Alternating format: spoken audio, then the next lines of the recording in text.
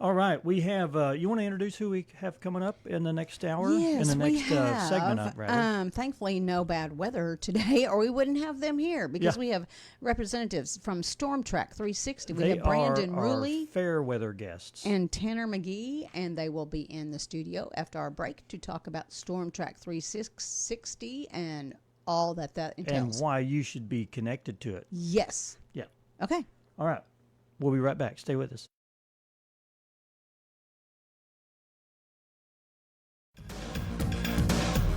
And welcome back to Around the Table. We're going into our severe weather time of the year, and we've had some severe weather already. Most definitely. Yeah. And we have in the studio with us some gentlemen that run Storm Track. So is it Storm Track? Is Storm it two different? Track 360. 360. And we have Brandon Ruley and Tanner McGee with us as our guests today to talk about Storm Track 360 and some stats and some why we should pay attention. Yeah. Absolutely. First of all, I'd like to introduce the newest team member, Tanner McGee. Hi, Tanner. Nice to have you. Now, does he go nice get to be here. coffee or? Yeah, what's his role? Actually, Tanner is going to be part of our new Storm Chase team. Oh. Do you have a storm chase team? Well, we do now, apparently. I've had another gentleman, Jared Newberry, who I worked with in law enforcement and fire over in Carroll County. He wants to be our storm chaser for Carroll. On the ground. On the ground, and we're going to put a camera in their vehicles. And then they are going to stay on top of the storm, so when we're live streaming, we can turn on their live stream video and not only show you what's on the radar, but show you what is really happening on the ground. Okay, dude. Do you have like a lot of adrenaline? You know, I mean, that would take some. Oh, absolutely. Absolutely. Absolutely. Not everybody's cut out to do that, I wouldn't think. Yeah, and what makes it difficult here is most of our storms that we know of come through at night. So that makes them super, super dangerous. Right. Which Tanner is also training in the studio with us because he's the younger generation. So we have to start having people to pass this knowledge and training along to. Sure. So Tanner is going to be training to maybe one day take my place. As I'm aging, somebody's going to have to fill in eventually. So You're you're going to go hour. out and chase some storms. No, I will probably be at the nursing home watching like the rest of you at some point. But, we're not there yet. But Right. but this training, it's taken me over 30 years of training to get where I'm at with this knowledge. What I kind of thought you were training? only 30. What kind of training do you have to go through? Is it just a perpetual thing that you learn? For Yeah. me, I was 14 years old. I don't know if you remember, and this, was never surveyed, but in 1986, the Bergman School was hit by a tornado. Right. I was in that tornado at the school, and it terrified me. So I wanted to always know where the storms were at. I get that. So when I was 14 years old, I started doing police ride-alongs with Sean Hardy as a young police officer getting into public service, and Glenn Redding, who was the patrol commander at the time, he had reached out to Gerald Russell, who was the emergency management. I think they called it OES back then, Office of Emergency Services. He said, I have this young man, and he really wants to get active with severe weather. So he sent me right here where this table's at. You had the only radar at that time. Wow. Whenever I was 14 years old. So I would come down in this window to our left from the studio is where the DJs were, and I would be down here training on the radar system. I'll be darned. So I actually got my start here at KHOZ and watching all those guys be on the air and doing live severe weather coverage. Well, So- we're thankful that we have someone as your team here is Right. that you're able to do those things and you're trained enough to be able to keep people informed during severe weather. Well, sadly, and a lot of people I know follow a lot of popular YouTube channels where other people track severe weather. But when it hits our area, if you will go look at like when the tornado hit on May 26th, basically once it started getting into Rogers and Bentonville, those streams started ending because we are a lower populated area. So for whatever reason, that's where they wrap it up. Well, is that why there wasn't a lot of warning from some of our other news Right. and weather places, but that's when I found you. Right. And sadly, and I'm just going to say this, it is what it is, and I've heard this from so many people in our community and public service branches. We are kind of the stepkids of severe weather when it comes to coverage.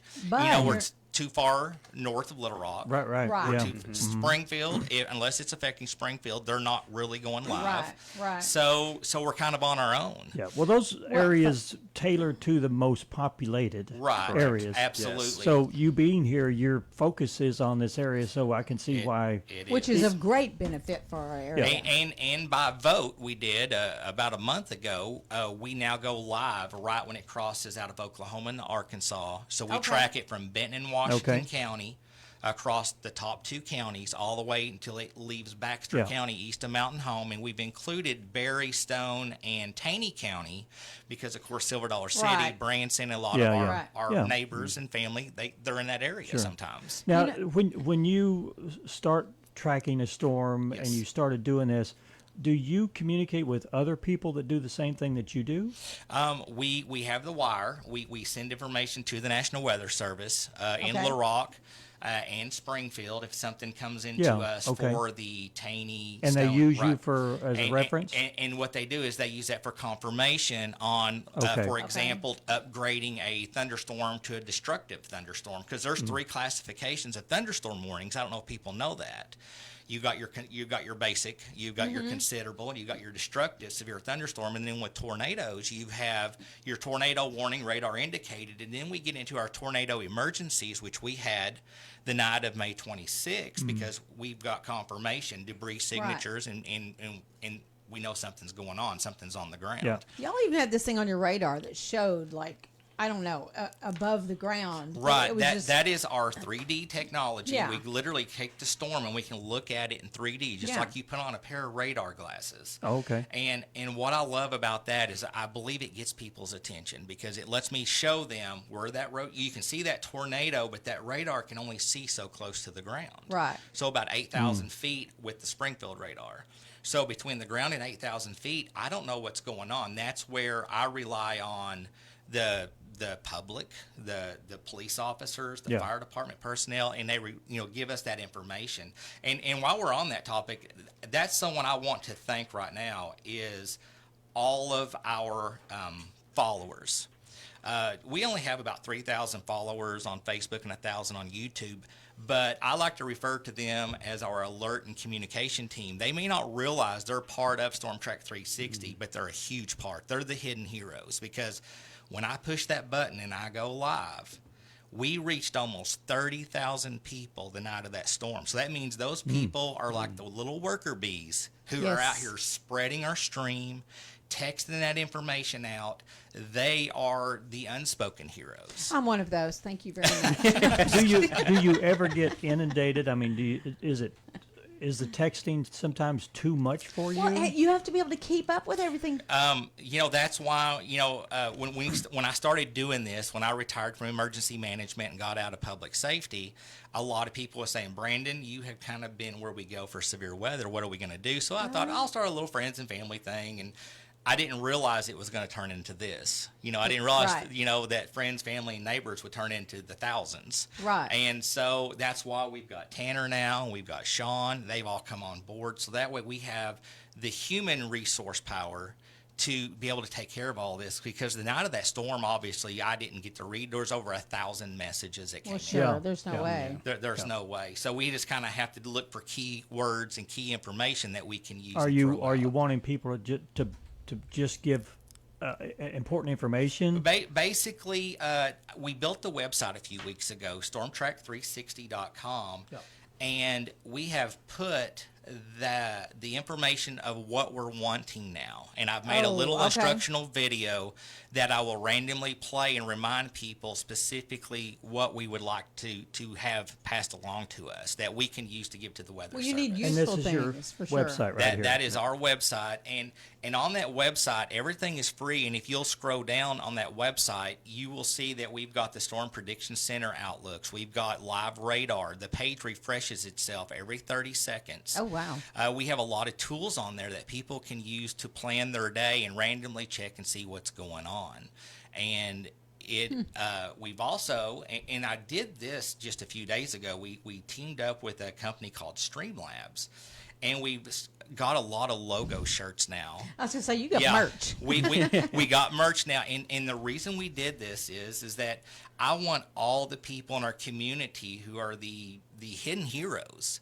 They have a place now where they can go get their Storm Track 360 Storm Team shirt, and then when I'm out and about and Tanner's out and about and we're in Walmart and we see someone with one of these shirts, we know they're part of our team and we can go thank them. Right, and plus, by wearing it, you are getting the word out. We're getting to the word people that out. This is an please, right, right. Exactly. And what's so Follow cool about them. this is that if you Oh, buy wow, your there's a bunch. if you buy your shirt, $5 of whatever you buy goes to our Storm Track 360 account that helps with the costs that are now rising because we have to have the stream feeds and all of the maintenance and operational costs are. And that's probably out of your It was. pocket? And that brings me to the next thing is we have what I like to call our donation and support team. Several weeks ago, we had several people in the community say, how can we get involved? Yeah. And this includes some businesses, but this is primarily individuals who love our community. And they are donating monthly to us to help cover the cost of all this stuff. And it's overwhelming to me because I never expected that. Right. And is that shown somewhere on your website how to do that? Yeah, or? on there you'll see a donate button. Okay. And it gives you an option where, you can go on there and click, you just want to make a one-time $5 donation, or you can make a monthly $5 donation. Right. There are so many options on there. And we've added that at the request of the public who reached out to us. Well, I know that it benefited a lot of people to be able to keep track of that. And I want to mention, too, because I mentioned to Brandon that, well, what if my electricity, unless your electricity goes off, you can, or I'm sorry, the Wi-Fi, but you said, like, you could get on your smart TV. Your smartphone. And watch it or smartphone. But it's very important to remind people that all the smart TVs now have YouTube. Yeah. And if you just turn on your TV at home and you put that YouTube app up and put Storm Track 360 in there, you can kick back and relax and watch us on your 60 or 70-inch TV. Relax during that tornado. It'll be fun, let's add.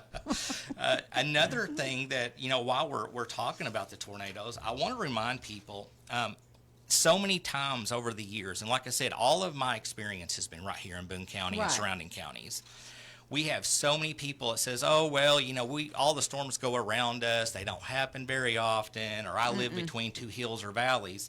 I went and pulled the archive stats since 1950. Boone County, and this is surveyed tornadoes. And when we say surveyed, that means that there was actually homes or something hit where the National Weather Service came and surveyed. We've had 17 surveyed tornadoes in just Boone County since 1961 with over $9.7 million in damage. Wow. So those are the surveyed, and for example, on April 28th, we had a lot of our viewers tune in. We had that tornado warning for eastern Carroll County coming into Alpena. Okay, we found that tornado. Emergency management put a drone up, and the tornado did touch down north of Alpena, but it never hit a home. So it only hit trees and fields. So that means we've had 2 confirmed tornadoes on the ground in Boone County just this year. And between 2017 and 2024, we've already had 5 surveyed tornadoes. And this is just Boone County. This isn't talking about Newton and our surrounding counties. So I just want to really make it clear to everyone, it does happen here. Do you feel like climate change has anything to do with it, or does that have anything to do with? If you go back to 1950 and you look, it's just like it goes in spurts. You'll go and it'll be 1 year, it'll be multiple tornadoes, or you'll have like a tornado a year for several years, and it's like Mother Nature takes a little break.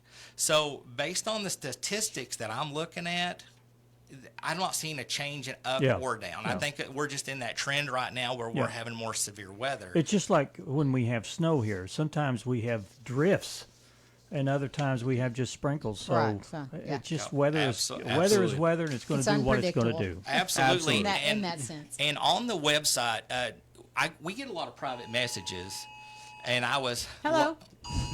What was that? That's I'm so sorry. Okay, I don't... I was about to say, do we need to head to the studio? No, What are we missing out on here? it's that an not Amber severe Alert? weather. It's Emergency alert. something from Morrilton. No, it's not. Okay. Okay. Well, I was just going to remind everybody on our website, you can also, because we get a lot of questions about the recommended weather alert radios, Yes. how people can listen to the, like police and fire locally. Right. And also, what is the best storm shelter based on my experience and Sean's experience and now even Tanner's experience, because Tanner's got a fire background. He's with the Harrison Fire Department full time. Okay. So Before you go into this, let's take a break, Dan, and let's come back and talk about that, because we need to take a break here for Okay. and we'll come back and then we'll take off with you. Okay. How about that? We'll Works talk about good. it. All right. Okay. Stick around. Stay with us.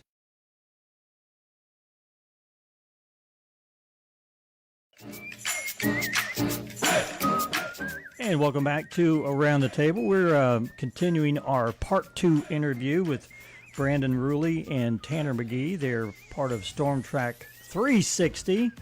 And if you want to be connected to that, you go to Facebook, just type that in, right? You can go to Facebook, you can go to YouTube, or you can go on our website and just type in StormTrack360.com, of course, for the website, but StormTrack360 on social media. And if you click those About buttons on Facebook or on YouTube, I have all the links that you need to find us on all the other social media areas, Okay. the website with all the radar tools. And before we went to break, one of the big common questions also is what storm shelter should I get? So I've got all this Yeah, okay. information that we recommend on that website for people. And we were going to go to Tanner there with a question. Do you remember what the question was? No, What I we don't were going to remember talk about. Me neither. I have no clue. I have no clue either, Tanner. That's all right. When you talked about tracking storms, storm chasing, I guess that's what you're, storm chaser, is that your Yes, that's official title? Yes.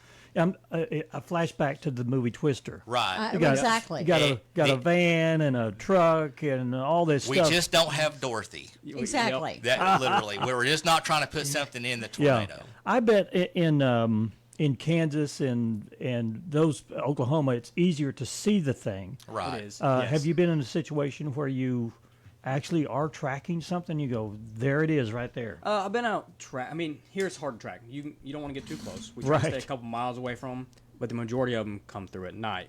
So the most we're going to really see and be able to track is with the lightning flashes. Right. Yeah. Okay. Yep. Which is scary. Yeah, I it mean, is. honestly. It is. How do you recognize a potential tornado in the dark?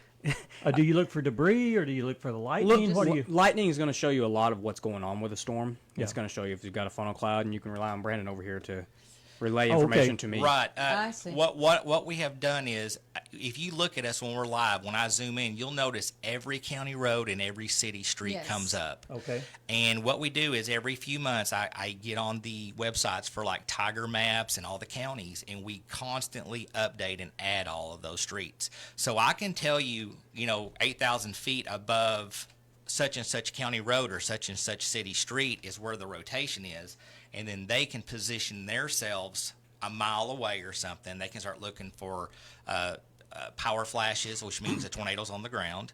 We can start looking for all the common things you look for a tornado, the funnel cloud, the wall clouds, Yeah. and like he said, the lightning strikes, and then they can relay that information to us. But we at Storm Track 360 don't really want our storm chasers out at night. So on nighttime storms, Tanner's going to probably be in the studio. We have a third workstation now. He's got all the same radar systems I do, so it's an extra set of eyes. So I don't get Sure. tunnel vision on this storm. He can be watching, say, Yeah, this but storm. being Right. a storm chaser, don't you see that and you go, I want to be there. I want to be there. Oh, absolutely. Yeah, you want to be right there in the middle of it, but you better not be. What Right. would be really tough, I think, is if you're chasing a storm down a dirt road, and you know that it's on another dirt road. How do you get from that part? Do you have to go Yeah. 3 miles backwards? And, It's good to know. It's definitely good to know your Yeah. roads around you, and you need to always have maps pulled up because you may need an escape route. Right. Storms around here can change in an instant in the direction, so you always Yeah, need a way out. the last one, I saw somewhere the track of it, and it was going straight for a while, and then it took a 45-degree Right, angle right. instantly in Belfont, I think. Yeah, and that's fairly Right. common. Yeah, Yeah. it's Oh, very okay. common. Or the rotational, we can hear it'll lift, and then maybe a few miles away, it'll drop back down. And I've seen debris like that where it's like tearing one part up, especially over on Union Road. You can look to see over into Bellefonte. You can see where it would jump from one location to the next and jump a barn, not even touch it. Right. Yes. Yeah, and that's pretty common. And I think that goes back to that misconception that a tornado is going to jump over the hills. That's if you ever remember the storm stories on the Weather Channel years ago, that show was designed to kill a lot of those myths and superstitions, is what I call them. A tornado down here at southwest Newton County towards Clarksville, you may remember we had a big tornado hit several years ago, and you can see where the tornado went up one mountain and hill and right down the other one all the way to the bottom. It did not jump. That is just a misconception. It was just so intense that it just stayed on the ground. On the ground. Absolutely. Yeah. Okay. Well, before we run out of time, what are some other things that you want to? The other thing I would like to just get out to people is right now we don't have severe weather. It's not occurring today, and it's not in the short-term forecast. This is a good time to talk to your neighbors and your community. Find out who has a weather shelter, who has a storm shelter, who has an underground shelter, a basement, and get a weather plan in place. Don't wait until it's 1:30 in the morning and Storm Track 360 alert comes on your phone. We're live and start thinking, where am I going to go? Right now, the weather's perfect. Go out and meet your neighbors. Find out, get a plan. I mean, neighbors want to help each other. In our community, if you remember when that tornado hit May 26th, we did our part, but then immediately the first responders, the fire department, the sheriff's department, they got out and started just, doing first responder stuff, trying to check houses, check where all the damage was. But other heroes are like the restaurants in town who started donating food to help feed our first responders out there working for hours on end. So it's just have a plan. And like I said, you may not realize you're part of our Storm Track 360 team, but even Dan and Ann, you are too. What you're doing here today, you're part of our team. Getting that information out. I'm going to have to go buy a cap. Official member. Official shirt. Yeah. All right, guys. Well, hey, thanks for coming in. Absolutely. Thank you. We appreciate this information because it benefits everyone listening. And go to the stormtrack360.com and then go to the Facebook page if you want to interact and there. YouTube or Twitter and all of that information is on each of those pages. If you just hit those about buttons, I've got it all there for you. All right. If you have any questions, information, contact the guys here and they'll direct you in the right way. Yes, sir. Hey, thanks, guys. Thank you Thank very you. much. Thank you. We're going to be right back. Stay with us.